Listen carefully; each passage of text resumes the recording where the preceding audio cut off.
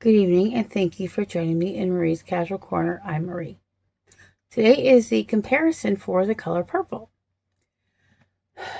We have the book, the movie, and the musical. So, as always, in the description will be the details for each iteration of The Color Purple. I'm going to try to add links to the videos, the previous videos. Yeah, so let's get into it. I'm also going to try to add the two videos that I am, two videos of two scenes, one from each movie that I want to compare. But I'll get into that later. So, to begin with, just a little recap. You have the book by Alice Walker. It's about a young girl named Celie who is African American, poor, and badly mistreated by society and her family. You have the 1985 film featuring Whoopi Goldberg and directed by Steven Spielberg. And then you have the 2023 musical, which features Fantasia Barrino. Now, I'm just going to go ahead and get right into it. I do recommend all three, just to start that off. One of the main differences, of course, is that the two movies are not told in the same manner as the book, which the book is told via letters that Celie writes to God and then eventually to her sister Nettie. And then also Nettie has written letters to Celie, which are also in the book.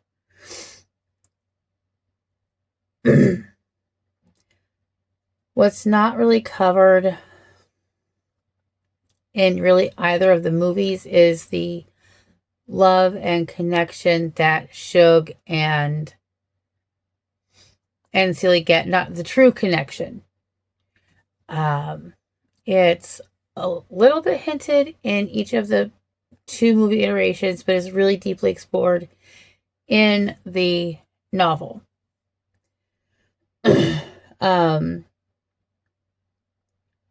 One of the things that I found that was in both of the movies, but not the book, was the reunion between Shug and her father. You find out near the end of the novel that her father and her mother have both passed away. And she's told this to her by her son. Another thing that is not actually in the movies is really much about her children. She has children in the novel by Mr. Albert. In the 1985 movie, you're led to believe that or at least one of her children, is fathered by Swain. And then it's not really explored from what I remember, and I just watched it, so it's very funny that I don't remember. But her children are not really explored in the musical. Being this based on a Broadway play, it makes sense because, they do run for quite a while, but they're still condensed, and you got to add in time for music, costume changes, set changes, all of that. So they really are probably shorter on time than most movies. Where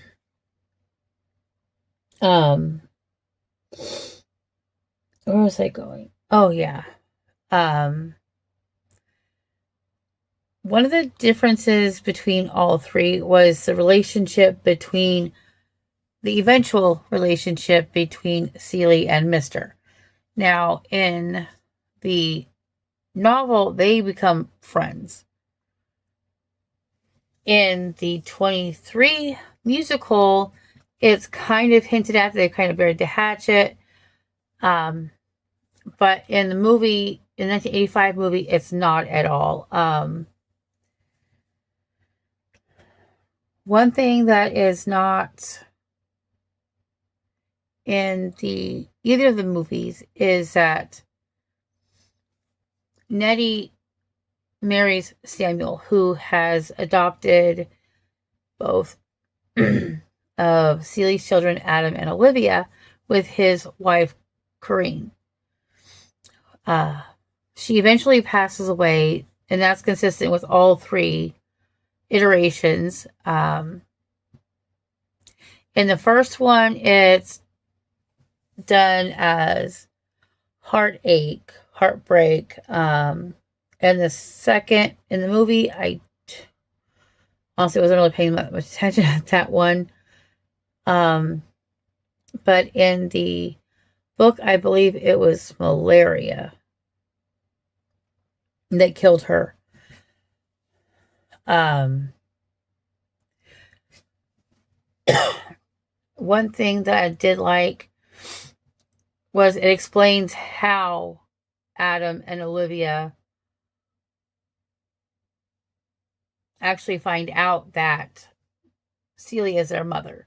And that's not really explored. They just are told, we're just told that they know that Celie is their mother. In the novel, it really explores, though, Nettie's side of things. And I like that. I like knowing more in depth about what Nettie was going through, what Nettie was dealing with.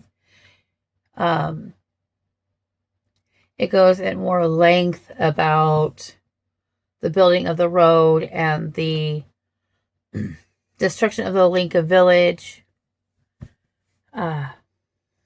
How Corinne and Samuel actually know that somehow Nettie is related to their children, but they don't know how. They assume that she's their mother. Unfortunately, as we all know, that's not the case. One thing that I did like I said, was that it was a small, untouched nuance in both of the movies. I believe that, in my opinion, could have been touched on in the movies. It goes more in depth too about the relationship between Olivia and Adam with Tashi.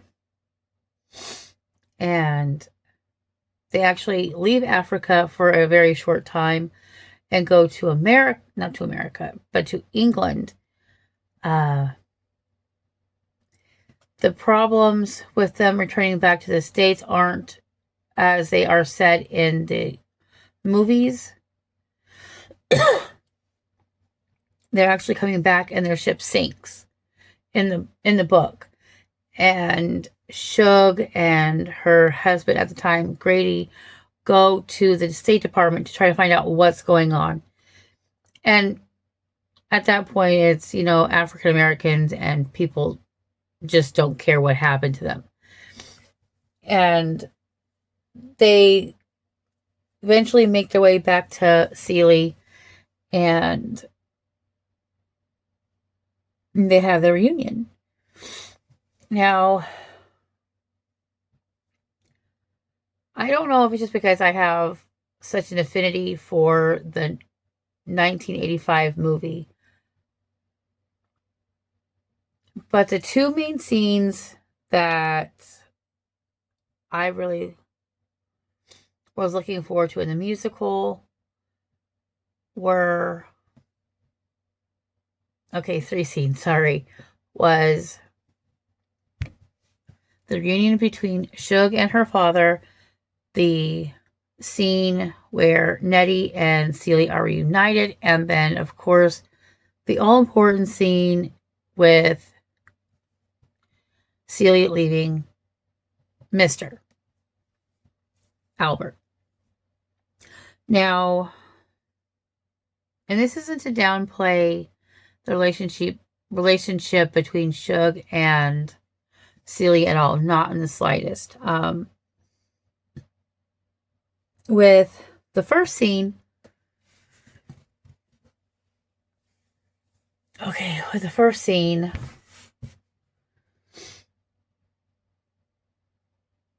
actually, let's not talk about the first scene.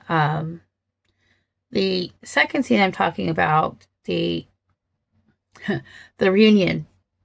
We will start with the reunion, actually.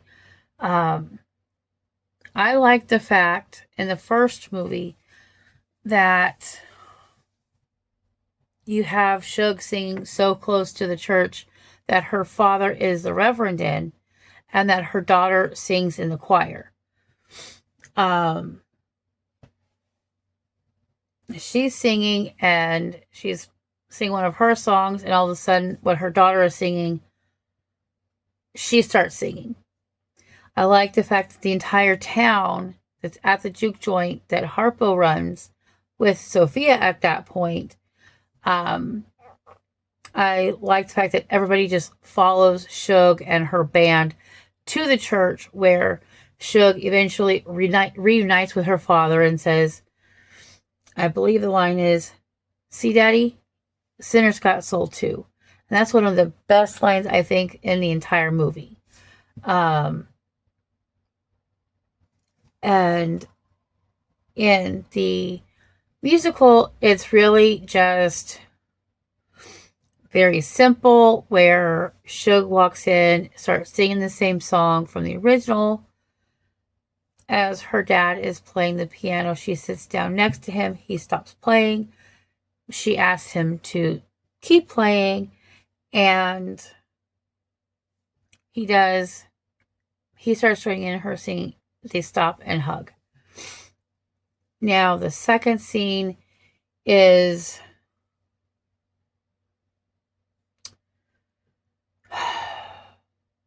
again, it's just not the same. You feel Celie's shock as she finds out that Alphonso had invited some people, but she's like, who else could be coming? The entire town's here. Only to have Nettie exit the car and start singing the song they sang when they were children. Now, Fantasia, her emotion and her reaction to that is amazing. I'm not diminishing that. I'm not belittling it, not ignoring that.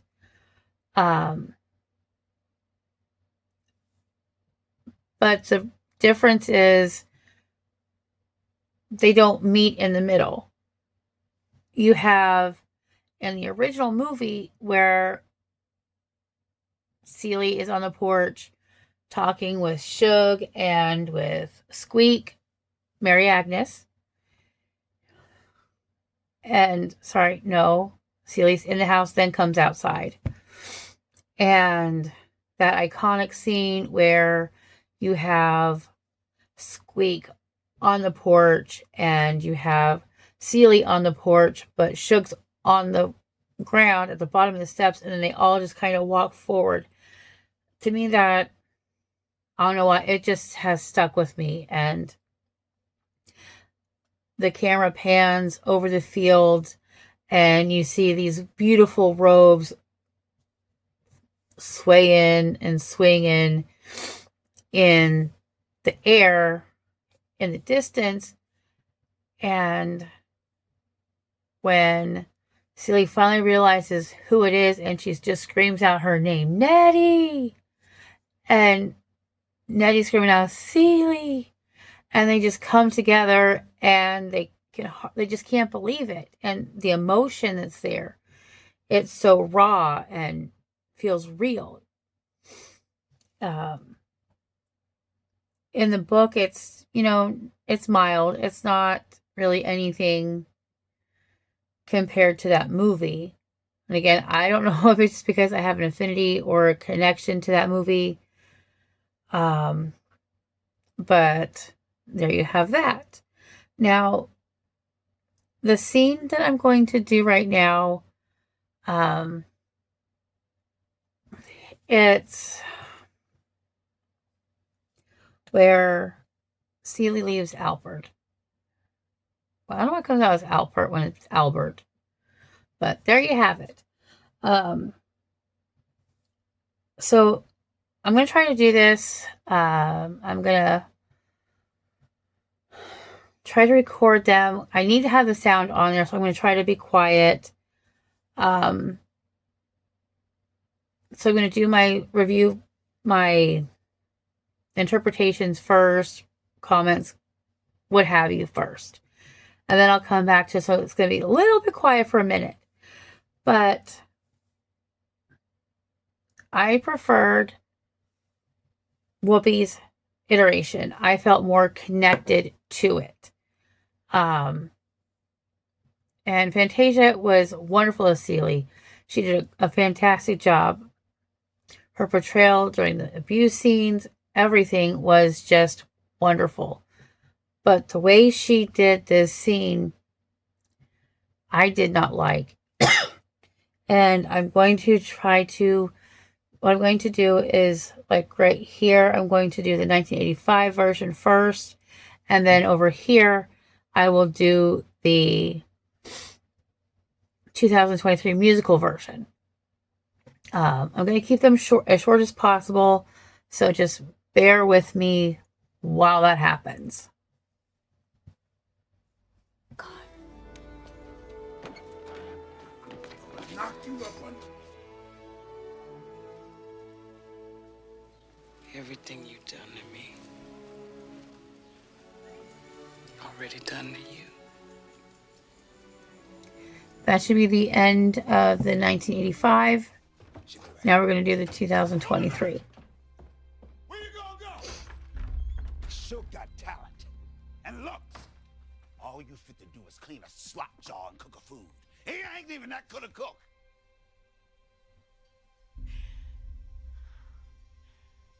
Until you do right by me.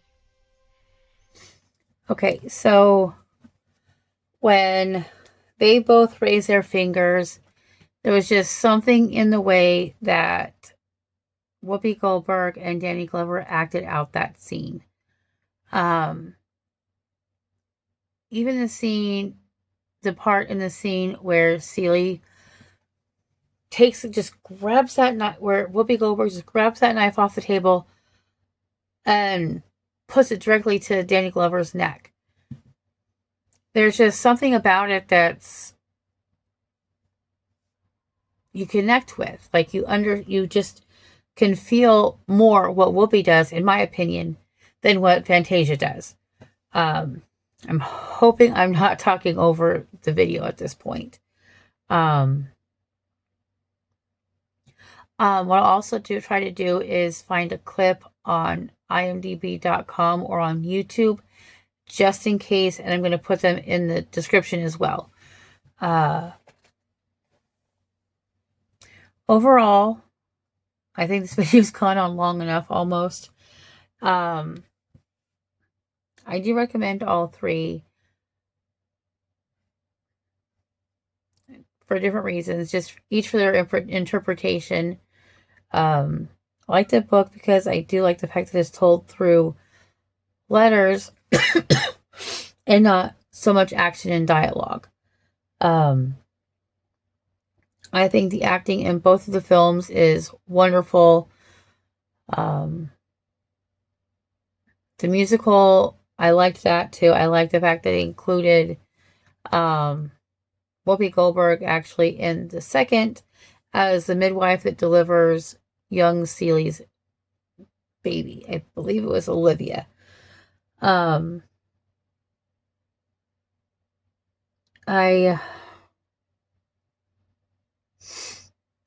get the differences. They make sense, but they don't. I think that the relationship between Shug and Celie could have definitely been more explored. I think that the after effect relationship between Albert and Celie could have been explored. I think that there's so much that could have been explored in the movies. But again, movies have budgets. Movies have time limits on filming. You know, they only can film for the most part for 2 or 3 months. Most of Lord of the Rings, I think that took 9 months to film. And that's just the first one. I just think that out of all of them, I like the 1985 movie best. And I don't know if it's just because, like I said, I have such an affinity for it or not. Or what. If you like what I'm doing, please like and subscribe. Like and subscribe. Like I said, I'm going to try to also include at the end of this video clips, not clips, but links to the other videos previous for each of my reviews. It's going to be the first time I'm doing this, so please let me know how it looks. Thank you and have a great night. Bye.